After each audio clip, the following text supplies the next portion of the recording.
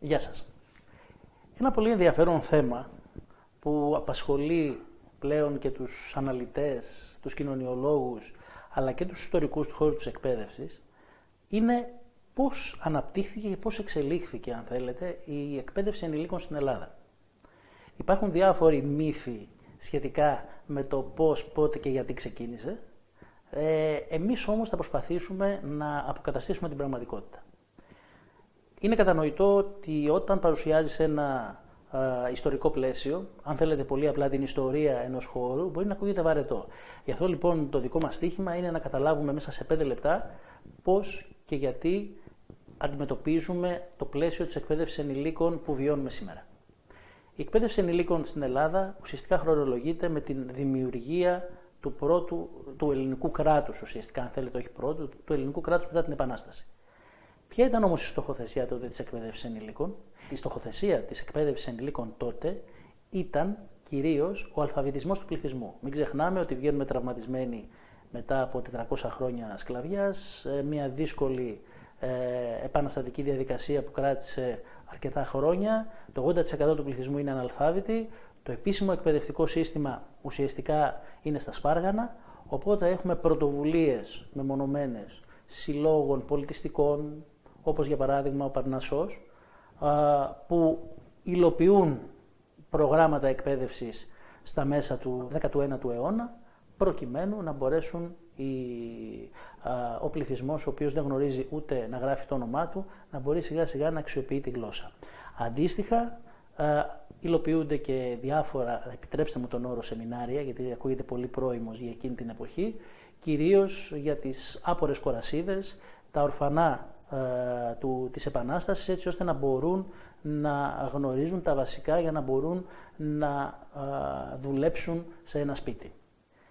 Αυτή η πρώτη λοιπόν περίοδος συνδέεται καθαρά με τον αλφαβητισμό του πληθυσμού και την κοινωνική προσαρμογή μιας μεγάλης μάζας του πληθυσμού που έχει βγει τραυματισμένη από τη διαδικασία της Επανάστασης.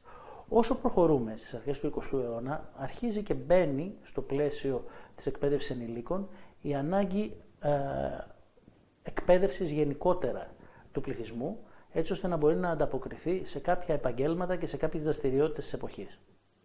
Όλη αυτή η προσπάθεια διακόπτεται βία με το Δεύτερο Παγκόσμιο Πόλεμο. Μετά το Δεύτερο Παγκόσμιο Πόλεμο ξεκινάει μια πάρα πολύ ενδιαφέρουσα περίοδος, ενδιαφέρουσα, όπως καταλαβαίνετε, από την άποψη της μελέτης του φαινομένου. Γιατί ξαφνικά η εκπαίδευση ενηλίκων παίρνει μια εντελώς διαφορετική τροχιά. Αυτό που ενδιαφέρει είναι κυρίως η αναπαραγωγή του ιδεολογικο-πολιτικο-κοινωνικού μοντέλου της εποχής. Με πολύ απλά ελληνικά, γιατί θα το δείτε φυσικά και στις σημειώσεις. Αυτό που ενδιαφέρει είναι να εδραιωθεί το δόγμα πατρίδα, θρησκεία, οικογένεια. Μας ενδιαφέρει να μην επικρατήσει ο εντός εισαγωγικών κομμουνιστικός κίνδυνος. Συνεπώς, η εκπαίδευση ενηλίκων το μόνο που κάνει είναι να διαφωτίζει τον πληθυσμό στα αστικά κέντρα και στην ύπαιθρο σχετικά με το αγαθό της πατρίδας, με το πώς πρέπει να αντιληφθούμε τον ηρωισμό των προγόνων μας και πώς πρέπει να κλείσουμε τα αυτιά μας στις ειρήνες που μπορεί να μας προσανατολίσουν από τα ιδεώδη της πατρίδος. Αν ψάξετε τα αρχεία της εποχής, θα δείτε εκατοντάδες, για να μην πω χιλιάδες, επισκέψεις εκπαιδευτών, να τους ονομάσουμε έτσι, αν και είναι επίσης μια πρώιμη έκφραση για την εποχή, από την Γενική Γραμματεία της εποχής, τη Γενική Γραμματεία Επιμόρφωσης της εποχής, σε διάφορα χωριά και πόλεις, όπου δίνονται εκατοντάδες και χιλιάδες διαλέξεις στα καφενεία του χωριού, σε μαζικούς χώρους, σε θέατρα, ακριβώς στο πλαίσιο αυτό. Πάντοτε σε συνεργασία με τον δάσκαλο και τον παπά του χωριού. Άρα λοιπόν η πρώτη δεκαετία μετά το Δεύτερο Παγκόσμιο Πόλεμο εξαντλεί την εκπαίδευση ενηλίκων κυρίως στην αναπαραγωγή στερεοτυπικών αντιλήψεων γύρω από την πατρίδα, τη θρησκεία και την οικογένεια. Όμως, μπαίνοντας σιγά σιγά στη δεκαετία του 60, η οικονομία η ελληνική αρχίζει και έχει πολύ σημαντικούς ρυθμούς ανάπτυξης. Θα θυμάστε άλλωστε και από τον κινηματογράφο της εποχής, οι ελληνικές ταινίες εποχής αναφέρονται κυρίως σε βιομηχάνους, η κόρη μου η σοσιαλίστρια, παραδείγματα έντονης ανάπτυξης.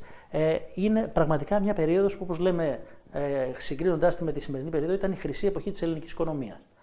Αρχίζει λοιπόν η ανάγκη για την κατάρτιση των ανθρώπων που δουλεύουν στην βιομηχανία και γενικότερα στην οικονομία. Απαιτείται δηλαδή να έχουμε καλύτερα εκπαιδευμένα στελέχη για να βελτιωθεί η παραγωγικότητα. Είναι η εποχή που δημιουργείται το ΕΛΚΕΠΑ, το Ελληνικό Κέντρο Παραγωγικότητας, και για πρώτη φορά εισάγεται όρο σεμινάριο. Δηλαδή δημιουργούνται αυτοχρηματοδοτούμενα προγράμματα από τις επιχειρήσεις, επιδοτούνται επιχειρήσεις στο να εκπαιδεύουν στελέχη, υπαλλήλους, εργάτες σε νέες τεχνολογίες, ακριβώς για να υποστηριχθεί αυτό το παραγωγικό μοντέλο. Αυτή η περίοδος θα λέγαμε ότι κλείνει το 1979. Το 1979 είναι ένα ορόσημο. Και είναι ένα ορόσημο γιατί μπαίνει η Ελλάδα στην Ευρωπαϊκή Ένωση. Εκεί, δυστυχώς ή ευτυχώς, αλλάζει εντελώς το κλίμα. Αλλάζει εντελώς ο προσανατολισμός της εκπαίδευσης ενηλίκων. Ίσως δεν υπάρχει και προσανατολισμός, ακριβώς γιατί έχουμε μια άκρατη εισρωή εκατομμυρίων δραχμών, τότε ευρώ θα λέγαμε σήμερα, χωρίς να υπάρχει σχεδιασμός, προγραμματισμός και χωρίς να μπορούμε να πούμε πώς θα αξιοποιηθούν. Ξεκινήσαμε με τα μεσογειακά ολοκληρωμένα προγράμματα, είχαμε το πρώτο κουπουσού, έμπαινε λοιπόν ένας πακτολός χρημάτων, ο οποίος όμως δεν αξιοποιείται σωστά. Δεν αξιοποιείται σωστά διότι ουσιαστικά δημιουργήθηκαν φαινόμενα κερδοσκοπίας.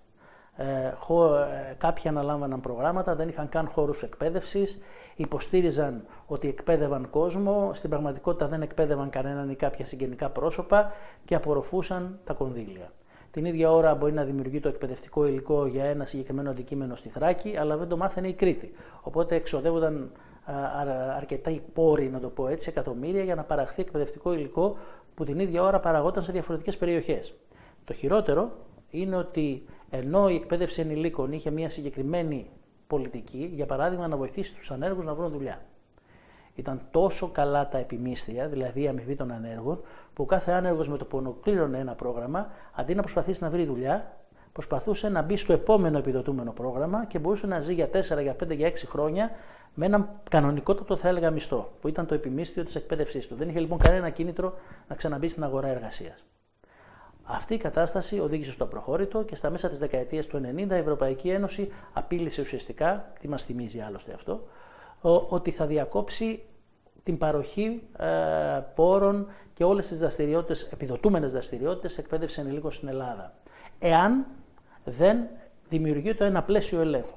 Και το πλαίσιο ελέγχου δημιουργείται το 1996 όταν ιδρύεται το Εθνικό Κέντρο Πιστοποίησης, το τότε ΕΚΕΠΗΣ, που είχε δύο βασικούς στόχους. Ο ένας στόχος ήταν η πιστοποίηση δομών, να φαίνεται δηλαδή ότι κάποιος όταν λέει ότι έχει ένα κέντρο επαγγελματικής κατάρτισης, πληρεί προϋποθέσεις και δεν έχει βαφτίσει το κοτέτσι του χωριού του ως κέντρο επαγγελματικής κατάρτισης.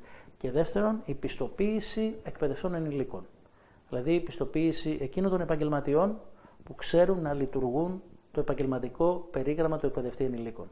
Από τις αρχές λοιπόν του 2000 μπήκαμε σε ένα πλαίσιο διαφορετικό, πιο οργανωμένο σαφέστατα, αλλά αν θέλετε να καταλήξουμε στο ένα συμπέρασμα για να κλείσουμε αυτή την κουβέντα, δυστυχώς, όπως θα δείτε και ίσως θα διαπιστώσετε κι εσείς, χάθηκε μια πάρα πολύ μεγάλη ευκαιρία. Χάθηκε μια πολύ μεγάλη ευκαιρία η διαβίου μάθηση να μπει στο κύτταρο και στο DNA του Έλληνα. Δυστυχώς, η διαβίου μάθηση και η εκπαίδευση ενηλίκων θεωρείται προέκταση μόνο της δουλειάς μας. Εγώ θα πάω να εκπαιδευτώ μόνο γιατί θα πάρω ένα χαρτί. Έχουμε μια χαρτολαγνία στην Ελλάδα. Εγώ θα πάρω ένα πιστοποιητικό που θα με βοηθήσει να γίνω καλύτερος στη δουλειά μου και να πάρω μια θέση.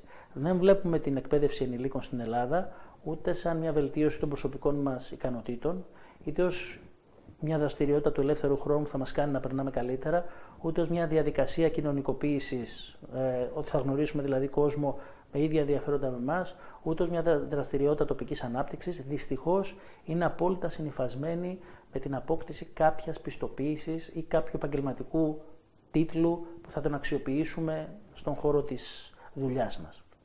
Αυτό φαίνεται και στους αριθμούς. Ενώ ο κοινοτικός μέσος όρος είναι 10%, δηλαδή το 10% του ενεργού πληθυσμού στην Ευρώπη θα πρέπει να βρίσκεται σε δραστηριότητες διαβίου μάθησης και εκπαίδευσης, στην Ελλάδα είναι 1,2%. Στη Φιλανδία είναι 27%. Στην Αγγλία είναι 32%. Διότι εκεί οι άνθρωποι όλες τους οι δραστηριότητες, από το σκάκι και την περιποίηση του κήπου, προφανώς μέχρι την συμμετοχή σε ένα πρόγραμμα επαγγελματικής εκπαίδευσης, περνάει μέσα από το χώρο της εκπαίδευσης ενηλίκων και της διαβίου μάθησης. Δεν λένε έχω ένα χόμπι, πάω για κολύμπι, πάνε και παρακολουθούν ένα οργανωμένο πρόγραμμα. Χάσαμε λοιπόν μια μεγάλη ευκαιρία. Ελπίζουμε στο μέλλον πραγματικά να αλλάξουμε αντίληψη για το τι είναι και το τι θα πρέπει να είναι η εκπαίδευση ενήλικων.